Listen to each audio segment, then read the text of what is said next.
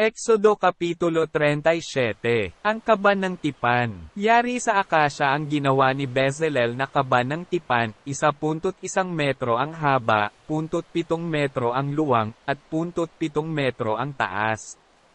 Binalot niya ng ginto ang loob at labas, at ang labi nito'y nilagyan nila ng moldurang ginto. Gumawa siya ng 4 na argolyang ginto at ikinabat sa 4 na paa ng kaban, tig-alawa sa magkabila. Gumawa rin siya ng kahoy na pampasan na yari sa akasya at binalutan din niya ito ng ginto. Isinuot niya ang mga ito sa mga argolya sa magkabilang gilid upang maging paanan nito. Ginawa rin niya ang luklukan ng awa na yari sa purong ginto. Ang haba nito'y 1.1 metro, at 0.7 metro naman ang luwang.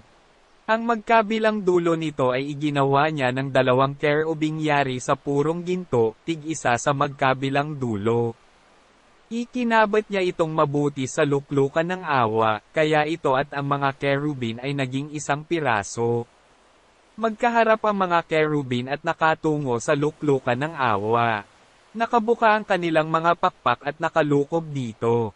Ang mesa ng tinapay na handog sa Diyos. Gumawa rin ng mesang akasya si Bezalel, 0.9 na metro ang haba nito, 0.5 metro ang lapad at 0.7 metro ang taas. Binalot niya ito ng ginto at pati na ang paligid. Nilagyan niya ito ng senipa na lapad ng isang palad at pinaligiran din ng ginto. Gumawa siya ng 4 na argolyang ginto at ikinabat sa 4 na sulok sa may tapat ng paa nito. Ang mga argolyang pagkakabitan ng mga kahoy na pampasan ay malapit sa senipa. Iginawa rin niya ang mesa ng mga pampasan na yari sa akasya at binalutan din ng ginto. Gumawa rin siya ng mga kagamitang ginto para sa mesa, mga plato, tasa, banga at mangkok para sa handog na inumin. Ang ilawan. Gumawa rin siya ng aylawang yari sa purong ginto. Ang patungan at tagdan nito'y yari sa pinitpit na purong ginto. Ang mga palamuti nitong bulaklak, ang buko at mga talulot ay parang iisang piraso. Mayroon itong 6 na sanga, 3 sa magkabila. Bawat sanga ay may 3 magagandang bulaklak na parang almendra, may usbong at may talulot. Ang tagdan ay may tig-4 ding bulaklak na tulad ng nasa sanga. May tig-iisang usbong sa ilalim ng mga sanga, isa sa ilalim ng bawat sanga. Ang mga usbong, mga sanga at ang tagdan ng ilawan ay iisang piraso na gawa sa purong ginto. Ang ilawan ay iginawa niya ng 7 ilaw na may kasamang pang-ipit ng mitsa at patungan na pawang dalisay na ginto. Ang nagamit sa ilawan ay 35 kilong purong ginto. Ang paggawa sa altar na sunugan ng insenso. Gumawa siya ng altar na sunugan ng insenso.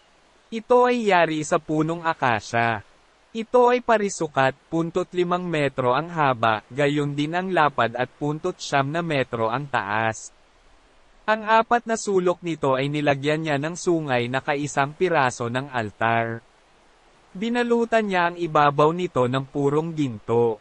Ang mga gilid at ang mga sungay ay binalot din ng ginto.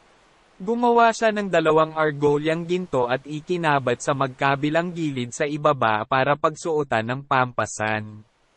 Gumawa rin siya ng pampasan na yari sa punong akasya at ito'y binalot din ng ginto.